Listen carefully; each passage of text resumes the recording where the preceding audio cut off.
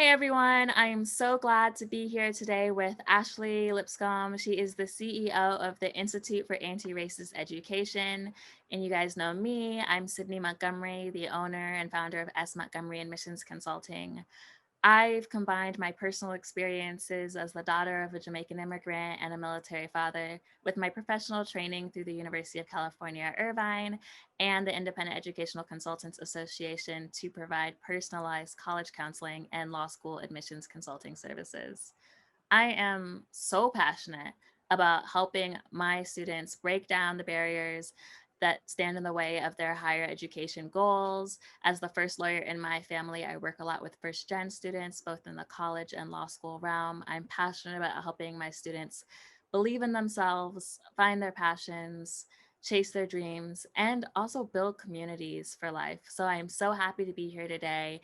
And I'm happy for the words of wisdom that I know Ashley is going to bring us.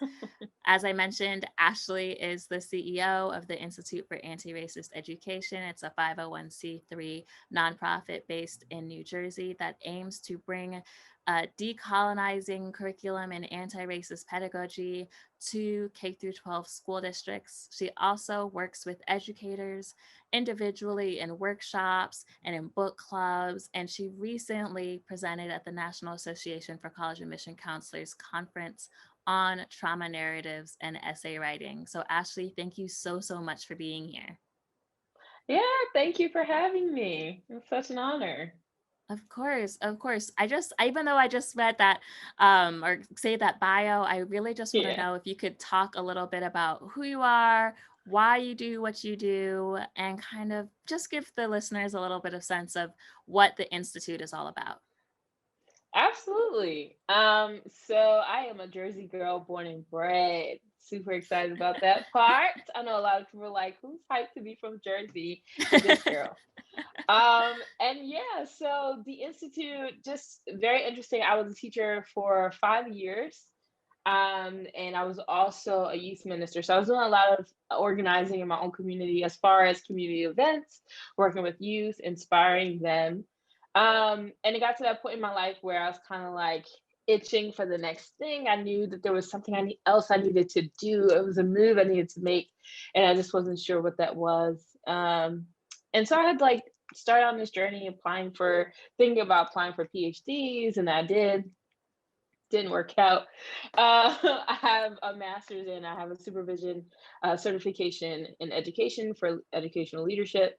And I decided to go on and get my master's in divinity. And it was there that I was able to find scholarship that centered what does it mean to do social justice work from your own personal story and lens. And so it was there finding that work, finding the research that I needed, and it kind of inspired me to do something else because I have a passion for education. I have a passion for youth and for children, and I also have a passion for social justice. So, how do I take all of these parts of me and Mhm, bring them together?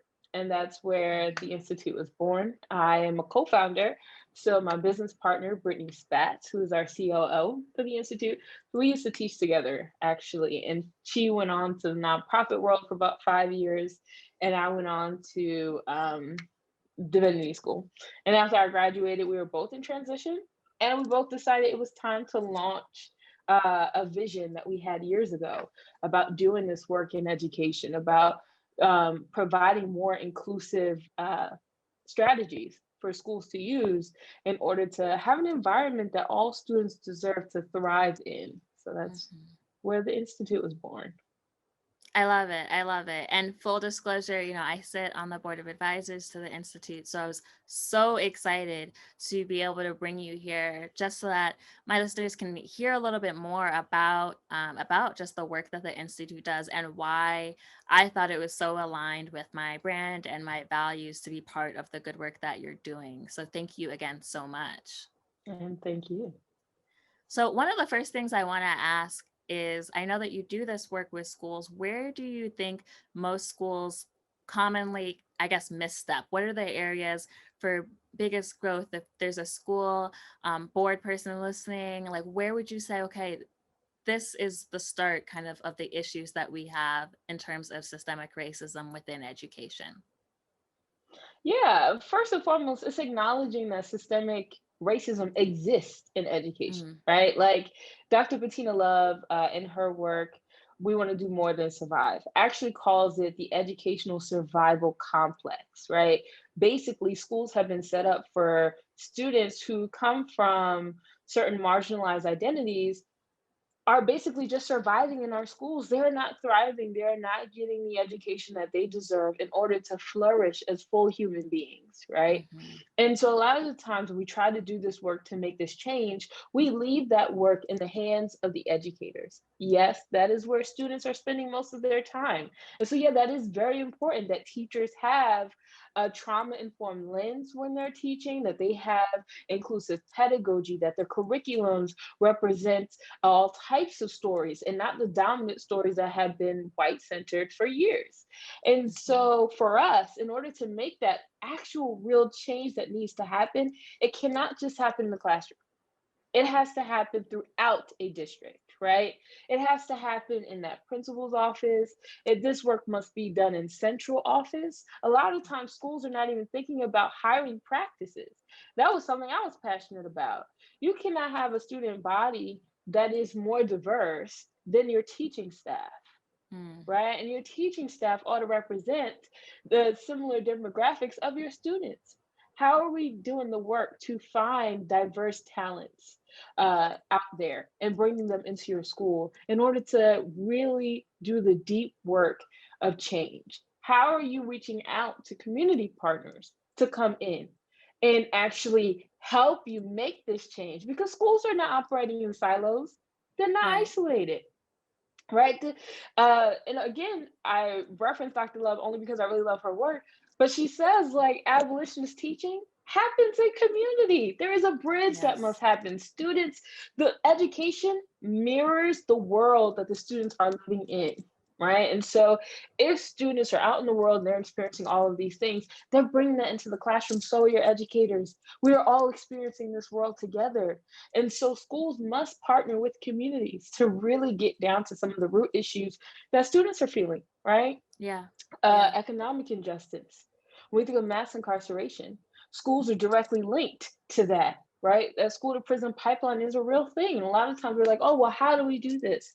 How do we make sure that we are no longer attributing to school to prison pipeline? That change has to happen across the board. It cannot just happen in the classroom because Mhm. racial ideologies and racist ideas are deeply embedded in our consciousness, right? And if we're not doing the hard work of unlearning those things, even for myself as a Black person, there are certain racist ideas that I used to internalize and didn't know.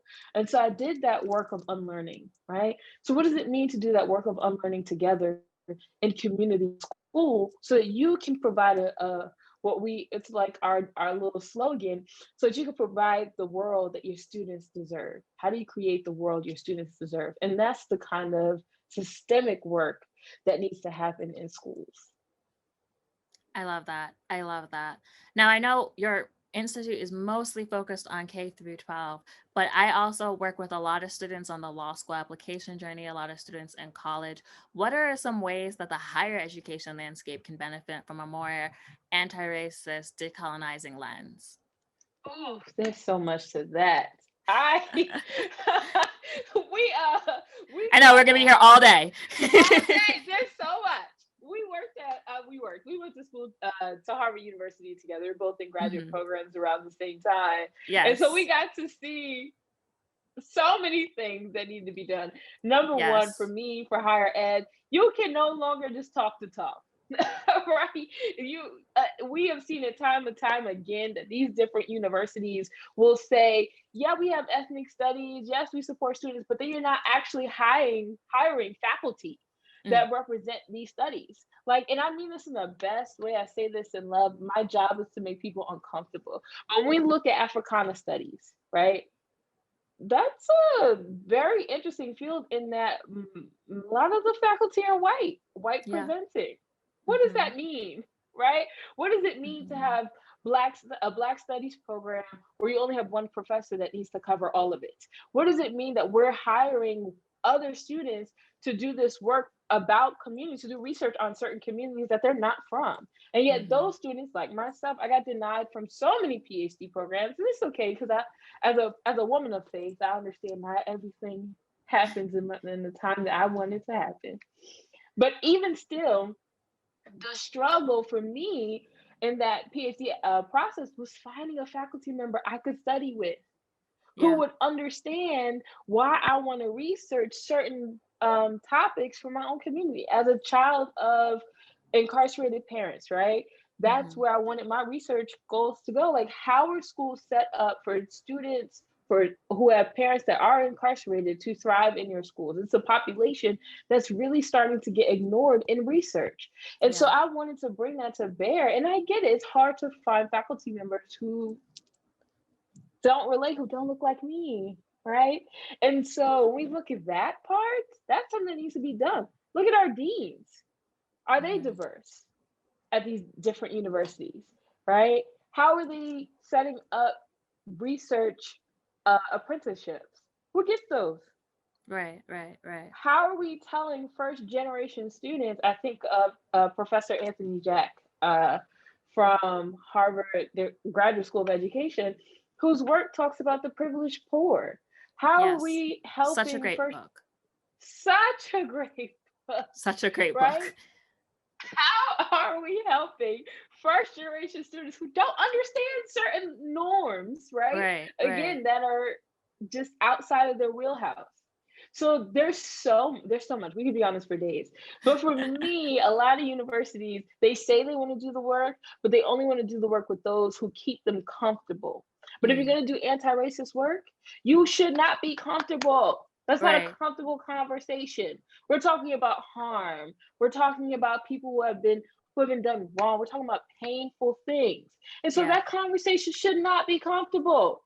If you're yeah, working with someone who you feel like is like, oh, it's okay, we know they're not going to push us too hard, that is a waste of your money because you are still not creating an atmosphere that your students deserve to thrive in. They're just going to survive at your institutions. Again, Dr. Love, I love her book. I'm a huge fan. If she ever sees this interview, I'm a huge fan. amazing. I'm sure she might. I'm sure she just might. Yeah. I think that it's so important to call these things out, and I think we can kind of sometimes get I want to say not afraid, but everyone is trying to be politically correct. Everyone Yep. is trying to not offend anyone, that I think sometimes that can come at the expense of change. That we can't make change because everyone is too busy not talking about the issue because it's offensive to talk about the issue. And I think that's where that bottleneck comes in. Mm-hmm. That's where we don't see, just overhauls of things that aren't even that like difficult to overhaul, Mm-hmm. but to get there does need to be an acknowledgement of the problem. I talk a lot about systemic racism and the admissions process, and Oh how yeah. there are a lot of things that we see and we know happen, but we're not taking the steps to necessarily combat them, or to call a spade, or to look the problem in the face. And so these problems Absolutely. continue to perpetuate, instead of making meaningful work towards breaking down some of these barriers. I feel like we just kind of put band-aids on it with some programs that are great but only can help maybe a couple of students. Pipeline programs are amazing, but they only take but so many students. And of course, usually some of these pipeline programs are geared towards the best of the best, Yep. not necessarily understanding that some of the students cannot be as competitive to get into some of these pipeline programs because of the systemic barriers and oppressions that they're trying to face. And so Mm-hmm. then those students seem to be shut out of these pipeline programs that were, in fact, geared towards those students, anyways. And so that can be kind of this tension, even with some of the big scholarship programs. You think of QuestBridge, that does amazing work, right? I mean, I'm not saying Mm-hmm. that anything negative about QuestBridge or these scholarship programs. They really provide tremendous opportunities for so many students. But you do have to be like the most amazing and also the most disenfranchised. You can't be moderately disenfranchised and you can't be moderately amazing. You have to have succeeded beyond what even any of your kind of, white peers may have Yeah. done, but also be, the story, it has to be such kind of not a sob story, but almost like they're Mhm. looking for where that trauma is. Which actually brings me to that next question. You recently did a workshop for the National Association for College Admission Counselors at their conference that was held in September on trauma writing in the college application process. I'd love it if you could speak a little bit towards that for my students that might be listening to this and they're writing their college essays, but also if you could speak to some of my law school students who are writing their essays and their personal statements and their diversity statements, because in the law school world, you have a personal statement and there are different opinions about what needs to go into it. But generally speaking, it's a good idea for it to speak on why you want to go to law school, which, and the different stories that got you there. And then your diversity statement is kind of how your diverse experiences contribute maybe to a different um, or a more nuanced way of looking at the world. And I tell my students that you don't necessarily have to, although you can, talk about those stereotypical areas of, race, gender, socioeconomic class. You can, but there are other areas of diversity too. Especially, I get, some students who are like, well, I'm a straight white male. Am I going to write a diversity statement? Perhaps, right? I always say that there's a lot of things in your past that could lend its way, but sometimes I see students and they've come to me and either through their personal statement or their diversity statement, they feel like they have to write about the most traumatic thing that's ever happened to them, how they've overcome it, and therefore they'll be a good law school student. Which, you know, I don't think that should be the total framework with which students look at writing this essay. But I know that on both the college and the law school side, there's this pressure, I think, from students to write about the most traumatic thing. Or then on the flip side, I get students who come to me and they say, nothing traumatic has happened. I have nothing to write about in my college essay, which for me is like, they don't only want to hear about the negative traumatic things, but students really feel like maybe I have nothing to write about. So can you speak to just how trauma works its way into the writing, how students should think about that? What is a healthy way to go about approaching that? Yeah, I mean, there's so many layers to it, right? Because we just talked about some of those racial ideologies that are at play in the admissions process. So students are already understanding that certain individuals who might be looking at their essays, right, who come, I think, correct me if I'm wrong, but 80% of like higher ed administration and admissions is white. If I don't have I that believe exact statistic, but I would venture to say it's I probably correct. yeah, I venture it's a large number. I'll say that. And so we understand like Chimamanda Ngozi Adichie has a TED talk like the danger of the single story. It's something that I've talked about in that presentation that you mentioned. And so that single story is the expectation, right? It's that expectation that if you come from a certain community, you're going to write about that particular story. And so the one way we disrupt that racist idea, or at least pushing back against those stereotypes, is doing what Sydney suggests, right? Writing about something else. We don't think that we even have the luxury to radically imagine other parts of our story that we're passionate about, that we want to research, that we want to explore in colleges and universities. And that's totally understandable, right? For example, and Sydney had to help me with this. So when I was applying for my PhD, I was writing about my story. So I was writing about the time that I was, and people have heard this before, but I was walking with my mom. She gets arrested, me and my sister, and we're left out in front of my grandparents' home. No one's there. These officers don't even check to see if someone's home. They leave us there. I'm 7, my sister's 6. And we're just left there for hours until my grandparents come home from work, right? So that was trauma for me. And the first time I was trying to write about this, I couldn't. There was no words to process. I was jittery. I was tense. I felt it in my body. I was getting a headache, and my words were all over the place. And like, thank God for Sydney, who was like,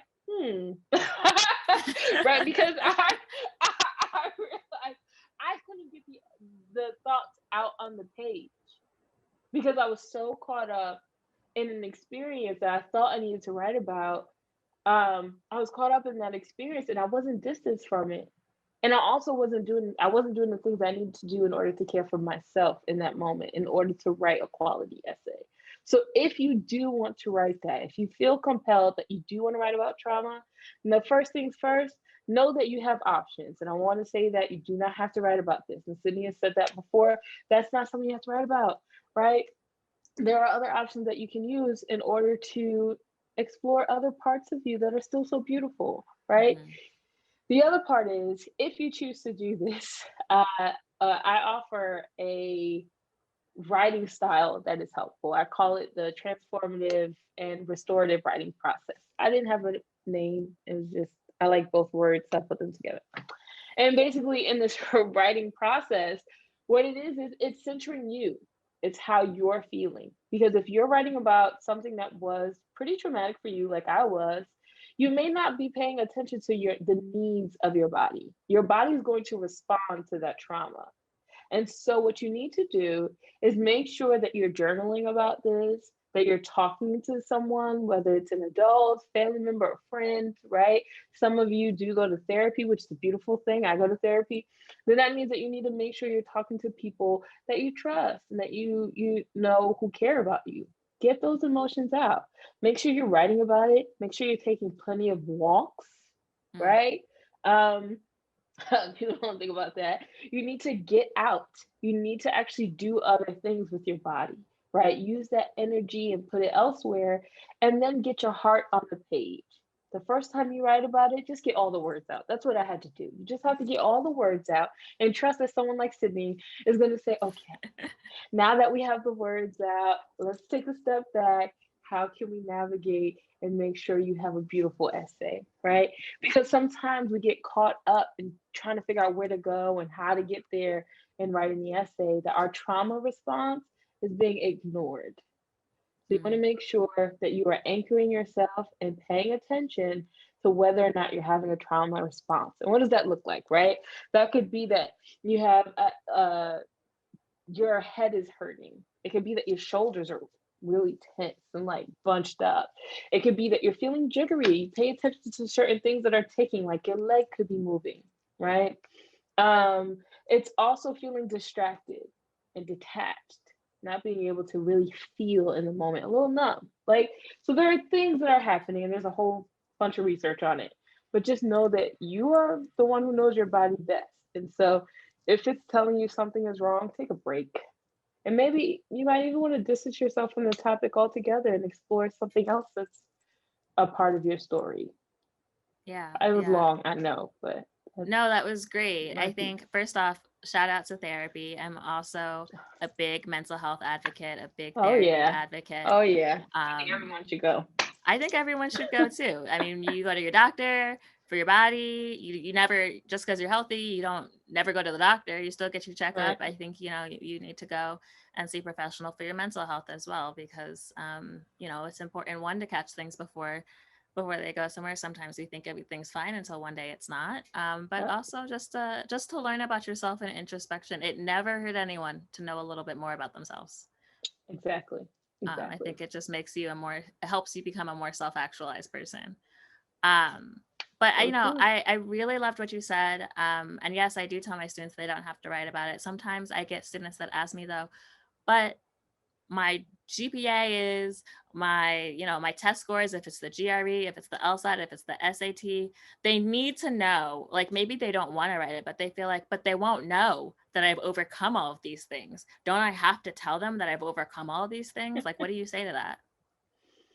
Oh, so you would know this better than I would, but yeah, sometimes you do that. You want to write that story, because you want to clarify certain things. Like if your GPA was not the best, you want to do this, that, and the third. I get it. Um, I still say you don't have to, I mean, but also I still say that I, too. I'm more radical person. I'm like, you don't owe anyone a part of your story you don't want to share. Mm, Um, but if you feel like there is no other way around it, that you must explain these things, then do so in a way that's true to who you are, that yeah, is authentic to you. Do not try to put on and give a story that is outside of your authentic truth, right? yeah, You yeah, don't have to yeah. clean it up for someone else's perception either, right? Of course, you want a well-written essay, but you don't want to mask the truth of what actually happened because you're trying to impress. Then your trauma becomes performative and you feel like you're attached to that. So if you get rejected, not to say that you will, but then you feel like your story is rejected and nobody wants Right. to feel that way. No one Right. wants to feel that way. I always tell students, like, if it's because you want to put your grades or other negative Right. performance in perspective, you can write an addendum, you know, Right. like Right. that, Right. like and that's the place where you can tell it in a more factual and less narrative structure, especially if the narrative elements are going to be re-triggering for you. Right. I 100% agree that however you decide to do it, it should be authentic. And To sometimes you. I get students that have been used to this kind of performative, like this is the story that they tell for scholarships. This is the story Mm. that they tell. This is the thing that makes the interviewer cry. So then they go and they start to write that college essay. Um, and it doesn't come across as authentic because it is almost a rehearsed narrative. Right. Because they say, well, this is what, makes people want to help me. And so I try to break them and say, you know, break that down and say, you want a school, whether it's a law school or college, that's a good fit for you. And you won't be able to tell if it's a good fit for you if they don't actually get to know you. Mhm. Because then it's just a good fit for the Exactly. person that like you are portraying who is maybe Right. not you. Right. If they can't accept you with the rest of your self, the rest of your story, the other parts of you that's not just the trauma, then I don't really know that that's a good fit school for you. I agree.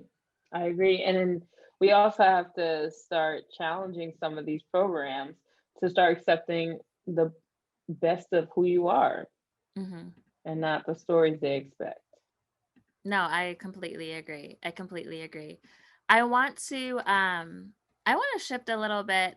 As you mentioned, we both met during our time at Harvard and different graduate schools. I was at the law school, you were at the divinity school, and we actually met because we formed a student group and we started Black Student Ministries at Harvard, um, a student organization under the Memorial Church at Harvard University.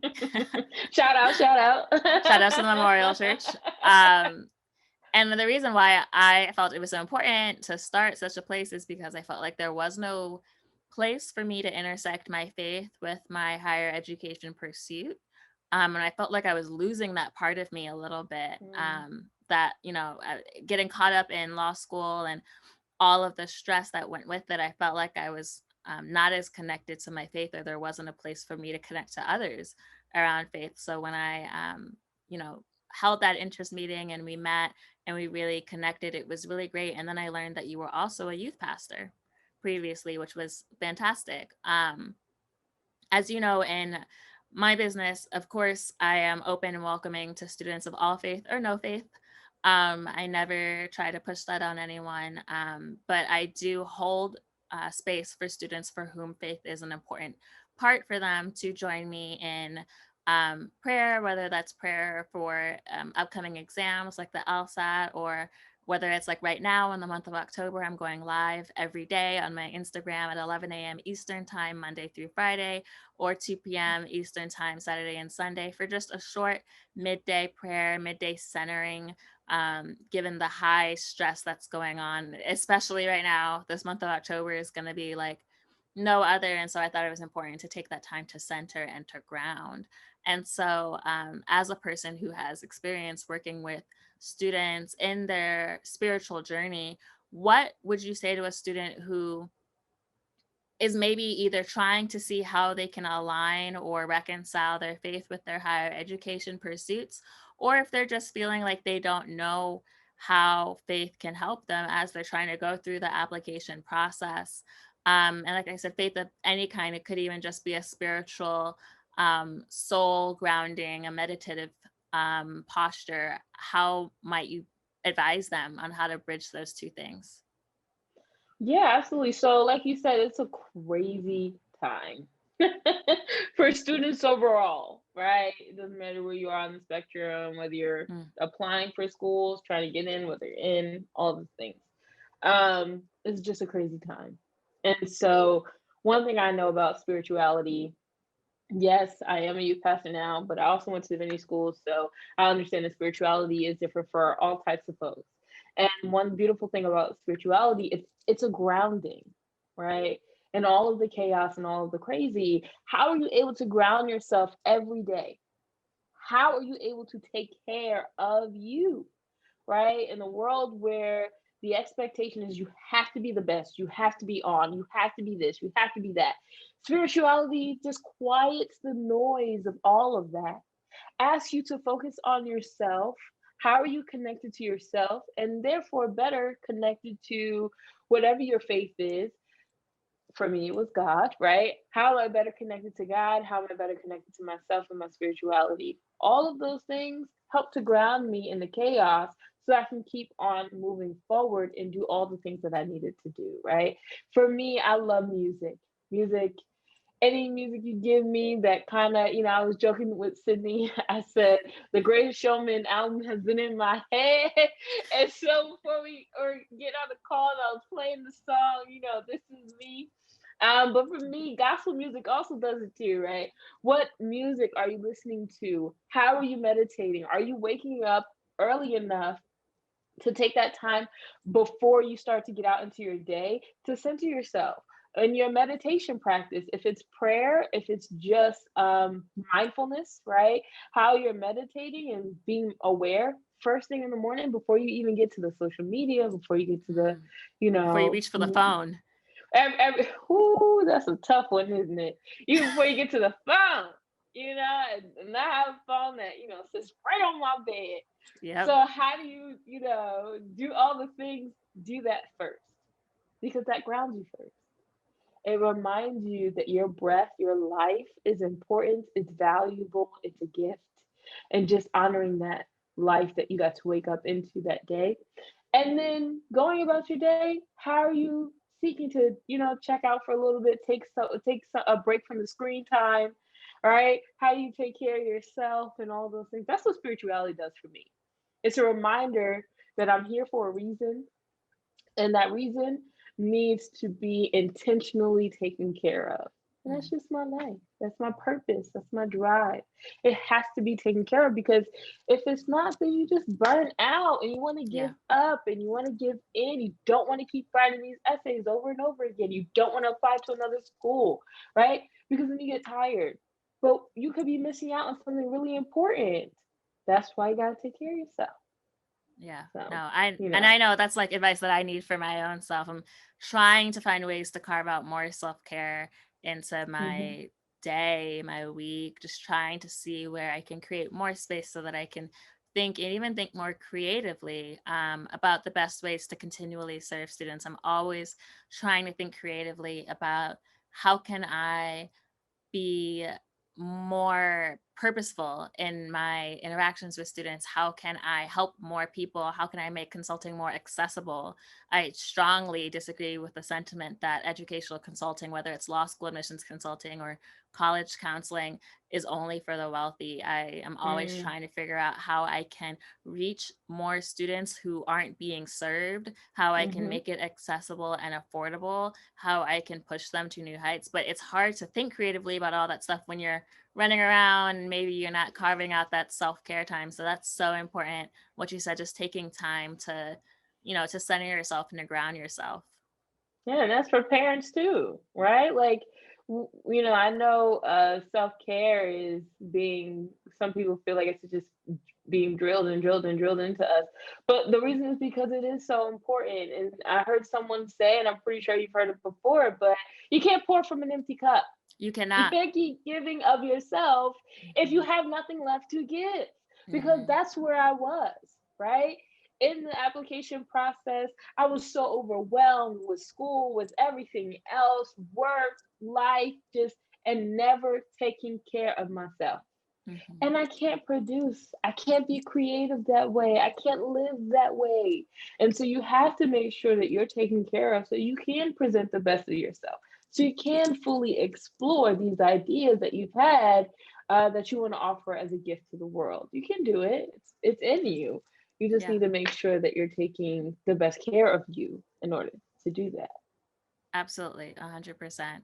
Now, I know that we've talked a lot about students and their essays. I wanted to shift a little bit to some of the work that you do with individual educators or even consultants. How do you go about working with them, perhaps as they are thinking about ways that they can be more purposeful in their social justice activism and becoming more anti-racist and working towards dismantling some of these systemic barriers in education and in admissions? I'd love for you to just share some of the work that you do there. Yeah, absolutely. We offer so many things on our website. We offer so many different services, webinars. We also facilitate difficult conversations for schools and for corporations. We also have healing circles for our Black, Indigenous, and persons of color. And we are now rolling out our own coaching program. So individuals who you have these questions of trying to figure some of these things out, and you want to do this, what we call unlearning work. I think that was Rachel Cargill. That's where I got that Mm. from. Who want to do this unlearning work, right? You've heard of these ideas, they've been deeply embedded, and now you need to unlearn them. You want to start that unlearning work, you just don't know how. We now offer coaching services where you meet with me. We do kind of what we're doing here, Sydney, and we have a conversation, and I help you to come up with a customized plan of how you can actually continue this work in your organization, right? And so, of course, our passion is for educators. That's why we offer all of our services on the sliding scale. We also offer a lot of free things, a lot of free panels. We offer a lot of free resources on our website. And for institutions of higher ed, for consulting firms, we have had a few to reach out to us, and we've offered our services there. It all starts with, why do you want to do this work in the first place? Right? And once you understand your why, then I help you to figure out the how. How to do that for your students, how to talk through that with administration, how to set up programming so that this change continues, doesn't happen overnight, but it continues through years, right? Because we like to partner with schools and districts for 3 years because we understand that that work cannot happen right away. And that's, when I was brought up, they said, oh, you're in that microwave generation. So my grandmother used to say, you want everything right now, because I wasn't a cook. And some of her best meals took a couple days to prepare for. Yes. But they were worth the wait. They were worth the They wait. were worth the wait. The And collard so greens had to that's be on the stove for a certain number of time. okay. You better know that you have better be marinating a couple of things in the fridge for a few Yes. days before you even think to put that thing on the stove, right? Yes.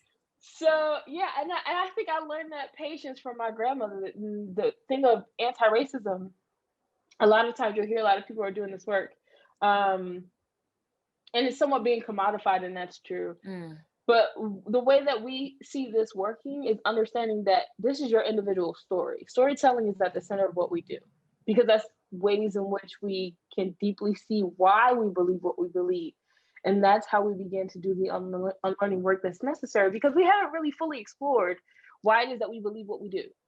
Sometimes, some people, when I say, oh, yeah, there's systemic racism in education, people are like, well, huh? What? Yep. How? Even in my own community where I'm from, born and raised, right? I was just on a panel with them, and they were like, "It is? How so?" Until I show them, like, okay, these practices. The reason why Black students are suspended at higher rates is because they're selected differently, because teachers understand their behaviors differently because of racist idea. Like, it's a whole process. And if we're not seeing the many layers, then we don't understand how to work against those things. And so that's why I call it unlearning work, right? It's that unlearning that we have to do. And so the Institute, we're figuring out all types of ways to do that. Of course, we would love to partner with all districts, right, to help them do this at the district level, because educators are beautiful advocates. Some of you have been advocating for your students, some of you have been advocating for this work for a long time, and you're learning that you just cannot continue to do this by yourself. So we help administrators figure out how to help their teachers also advocate for the same things and making that change in their schools. And so if you're doing consulting work, how do you do DEI work within your own organization? you can contact us for that as well. We have Sydney on our advisory council for a reason. And that's the beautiful thing about the Institute. It's not just me, it's not just my knowledge. We have an advisory council of people from different areas and different backgrounds and specialties to even help us with this work, to come in and say, here's how you can do this work in math, right? Science, how you can do this in counseling. We don't even understand that this is also, racism is also embedded in counseling. So there's so many things. And No, the Institute is here for all of it. Just have a conversation with us. I love it. So speaking of which, so where can people find you? I'd love for you to tell them, like, what is that website? Where can they Yeah. find you on Instagram? How do they connect with Oh my you? gosh. Yes. Find us on all the things. You can go to our website at the antiracisted.org. Again, antiracisted.org. That's where we are on our website. You can sign up for our newsletter because we give so many inspirational things in our newsletter, some helpful tips. I write encouraging messages from time to time for our newsletters, so make sure you want to come through and see that. You can follow us on Instagram, where we got like 4,500 followers in just a few months. Because Amazing. we're getting out there, so spread the word, get us out there. The algorithm is playing these last few days, so we want to make sure we're getting out there. So yeah, you can follow us. Just look us up, the Institute for Anti-Racist Education. We're also on Facebook. You just look us up by our name again on Facebook and LinkedIn. You can follow me personally at Ashley_Yolanda. I'm also there on Instagram. I'm not the best at social media, but I'm trying for my personal page. It's a work in progress. But you can still follow me there too. Amazing. Amazing. Well, Ashley, thank you so much for just share all that you do, first off. All that Oh, you thank do you. for educators, for students, for getting the word out there, for helping people as they try to navigate these really difficult conversations and topics within themselves and within others. But just thank you for being on this video with me, doing this interview, and showing up and being yourself as always. Yeah, and thank you. Thank you for hosting this space, friend. I love you. I So, love you too, girl. yeah. So thank you. Awesome. We will talk to you very soon. All right.